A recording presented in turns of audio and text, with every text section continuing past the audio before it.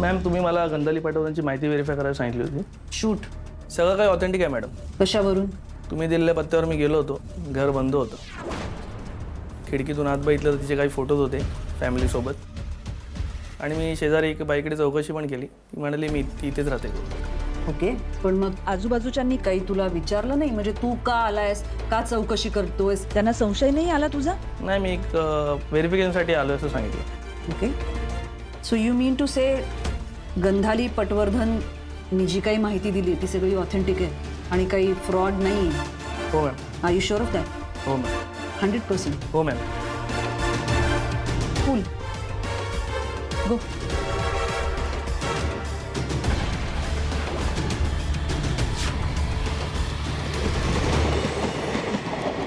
पंचेचाळीस मिनिटं झाली आता. 45 मिनिटापासून मला इथे थांबून ठेवलंय. माझ्याकडे काय टाइमपास करायला वेळच वेळ अशातला भाग नाही. इरिटेट नको करू यार. इरिटेट तू मला करतेस यार. एवढा वेळ झाला, हातातली कामं सोडून उभाय मी इथे. कोण माणूस आहे, नाव तरी सांग ना. एवढी महत्वाची कामं असती ना तर तू केली असतीस. आता मी थांबली ना, आता तू थांब. नाव तरी सांग. तुला कळतंय ना, अनुजा एकदम डेंजर बाई आहे. ती सहजासहजी कुणालाही सोडणार नाही. तिला कळलं म्हणूनच मी तिच्या इतकीच दुसरी डेंजर बाई आणली आहे. कोण आहे, काहीतरी बोल. सुशाना, मी 2 लाख वेळा सांगितलंय मला सरप्राइजेस आवडत नाहीत.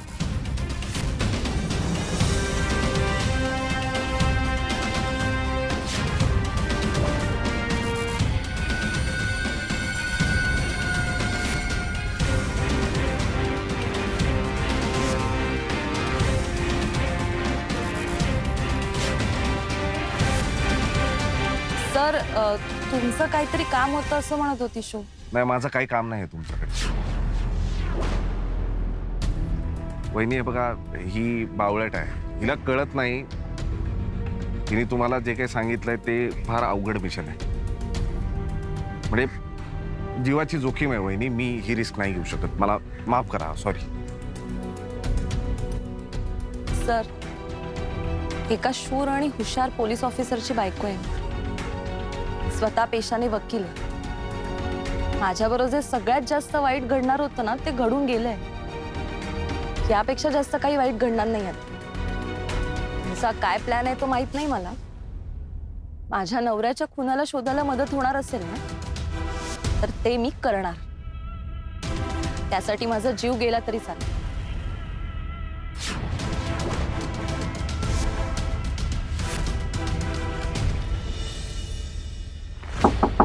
या कम in.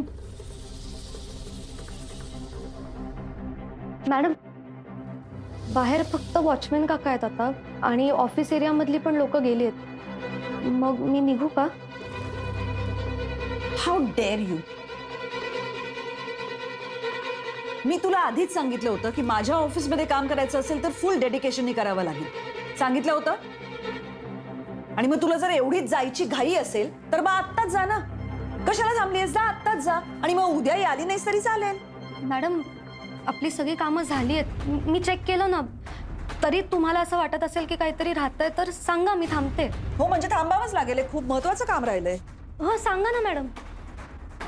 Do you drink? Sorry, I asked you a simple question. Do you drink? ते मॅडम, असं ऑफिसमध्ये तुमच्या बरोबर. एवढी काय गोंधळतीयस? काय झालं? त्या दिवशी मी तुला अगदीच कोरडं थँक्यू म्हणाले. ऑल्दो तू माझ्यासाठी बरंच केलं होतंस. तू डॉक्टरांना बोलवलंस, फोन केलास त्यांना, त्यांच्याकडनं त्या टॅबलेट्सची नावं घेतलीस, ती मला आणून दिलीस. It was really nice of you. म्हणून म्हटलं आज जरा काम लवकर संपलंय, थोडा वेळही आहे. Will you join me?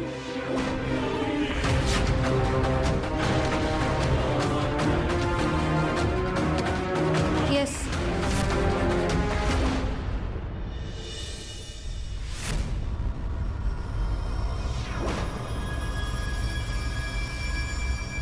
Anuja madam, हो पण हे कसं शक्य आहे दादा? मॅडमनीच तर यांना हाताला धरून डिपार्टमेंटमध्ये. नाही नाही, त्या कशाला करतील असं? एक्झॅक्टली हाच धक्का मला सुद्धा बसला होता.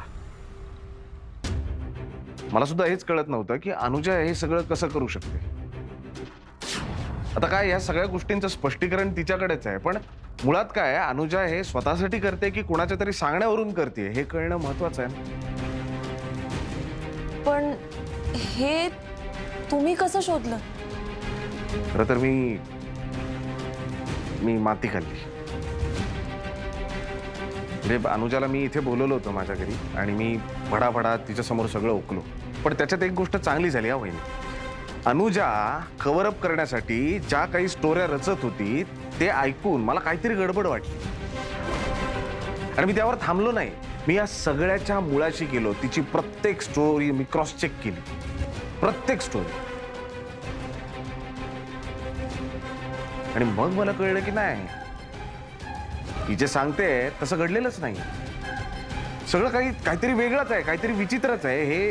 हे मला कळलं. व्हॉइस नोट,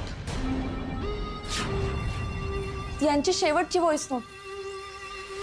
नम्रता, खूप भयानक गोष्ट कळली आहे मला. पायाखालची जमीनच सरकल्यासारखं वाटतंय. मग अनुजा मॅडम, ज्यांना मी गुरु मानतो, ज्यांच्याकडून मी आतापर्यंत खूप काही शिकलो, त्यांना मी आदर्श मानत होतो, त्या अनुजा मॅडम. त्यात त्यांनी अनुजा मॅडमचं नाव घेतलं होतं, पण ते बोलता बोलता मध्येच थांबले का?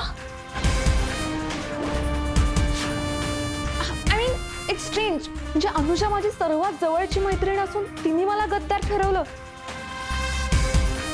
सफिशियंट एव्हिडन्स नसताना सुद्धा तिने हे सगळं कसं केलं हे मला कळत नव्हतं, पण आता हळूहळू कळायला लागलंय.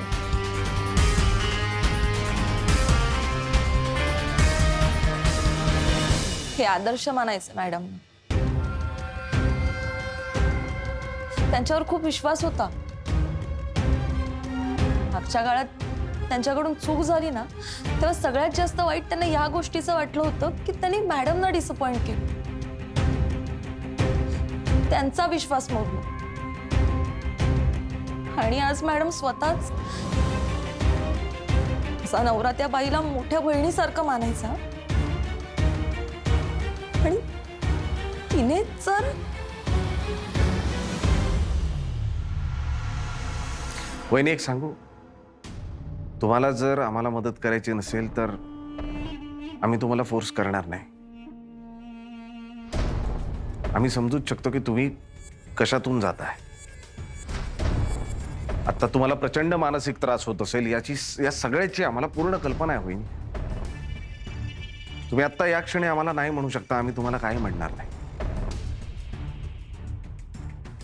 सब इन्स्पेक्टर राहुल मगरने आत्महत्या केलेली नाहीये. मला पहिल्या दिवशीपासून खात्री आहे की त्याचा खून झालाय. आणि ज्याने कोणी हा केलंय ना, तो बाहेर मोकाट फिरतोय. आणि माझ्या नवऱ्याच्या माध्यमातून आत्महत्येचा कलंक लागलाय. तो स्वतः येऊन हा कलंक पुसू शकत नाही ना, यापेक्षा जास्त त्रासदायक काहीच नाही. सर, मी तुम्हाला वाटेल ती मदत करायला तयार आहे.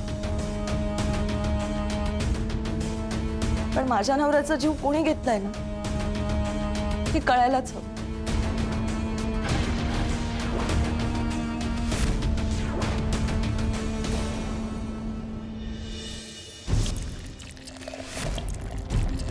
You know, my biggest dream is to have a winery of my own.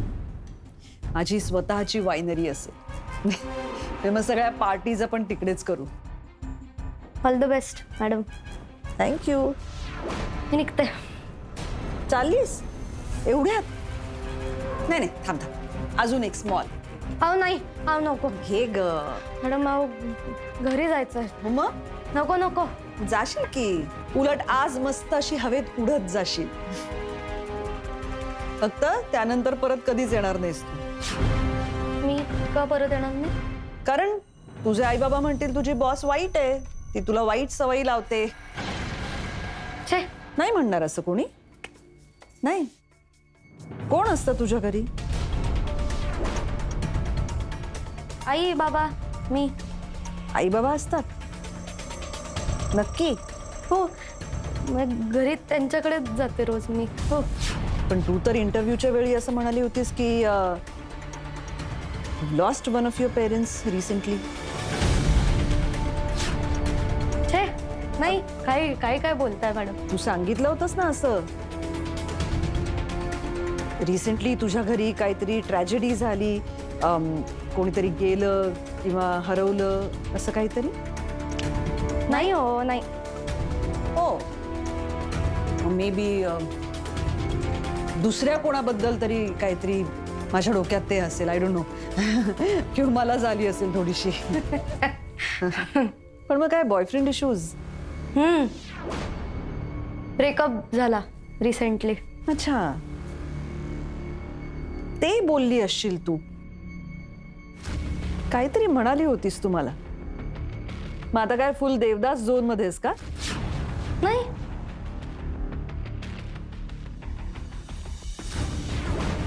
सध्या सगळेच सोडून जात आहेत मॅडम.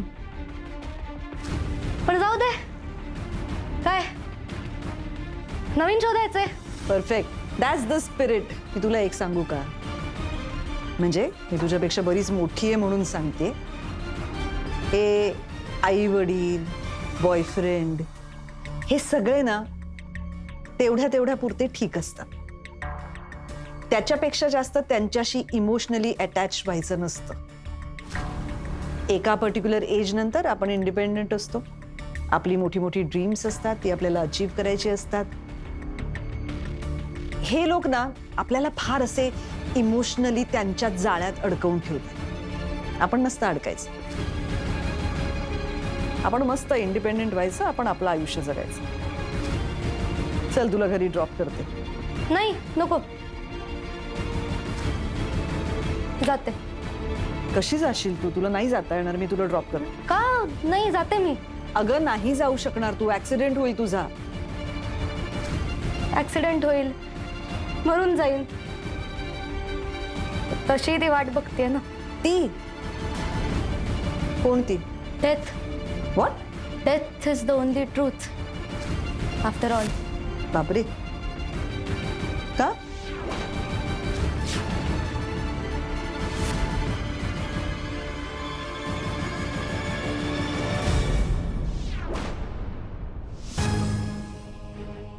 प्लॅन काय आहे विजय भाऊजी?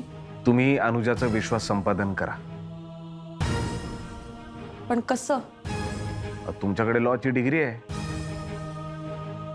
तुम्ही तिला सांगा की तुम्हाला तिच्या गायडन्सची गरज आहे. प्रॅक्टिस सुरू करायची आता. आणि तिचा विश्वास बसेल.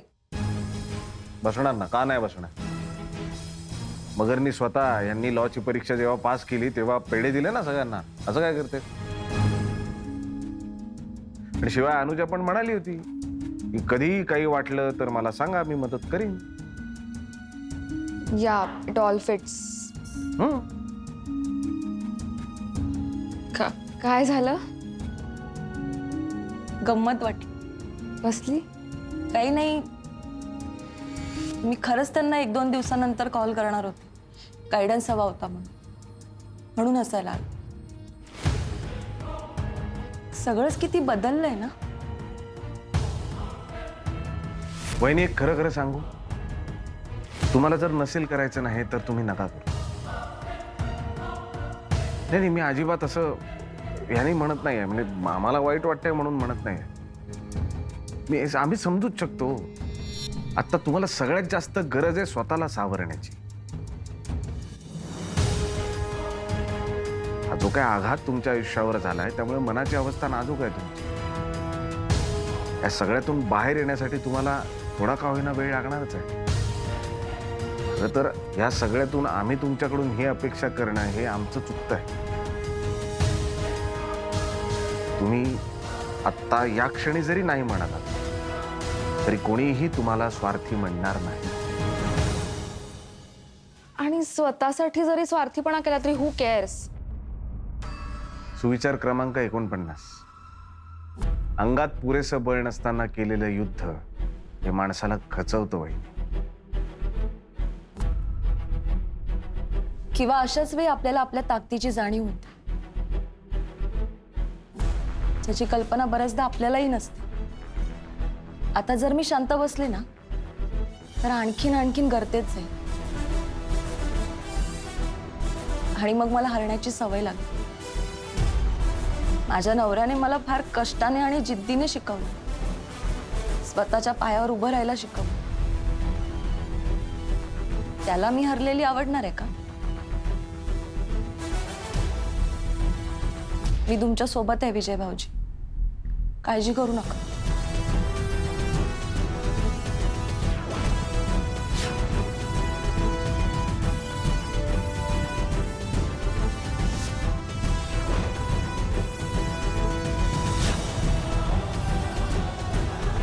ही तुम्हाला सोडेल हा? कारण आपण तिघांनी असं एकत्र कुणालाही दिसणं बरं नाही. थँक्यू सो मच वहिनी.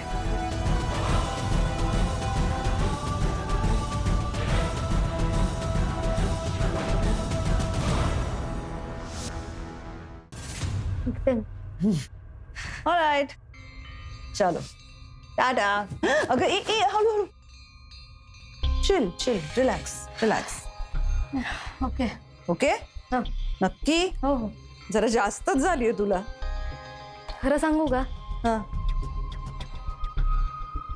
पहिल्यांदा पेले आज. मग मला काय म्हणालीस तू? ड्रिंक केलंयस म्हणून करतेस? कंपनीचा टॉप बॉस स्वतःहून विचारतोय. मूर्खच असेल ना जो नाही म्हणेल. मला आयुष्यात खूप मोठं व्हायचंय मॅडम.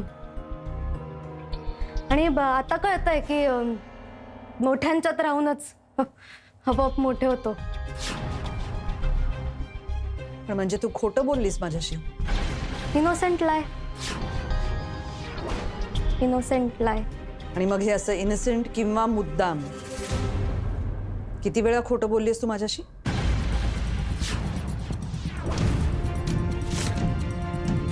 आत्ताच. My life is an open book. हे तर सगळं समोर आहे मॅडम.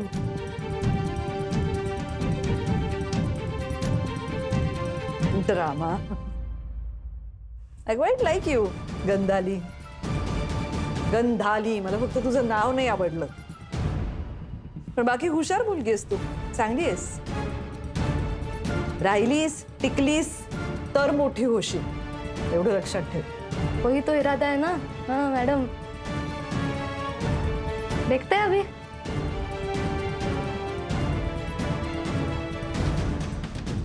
Thank you. नीट जा.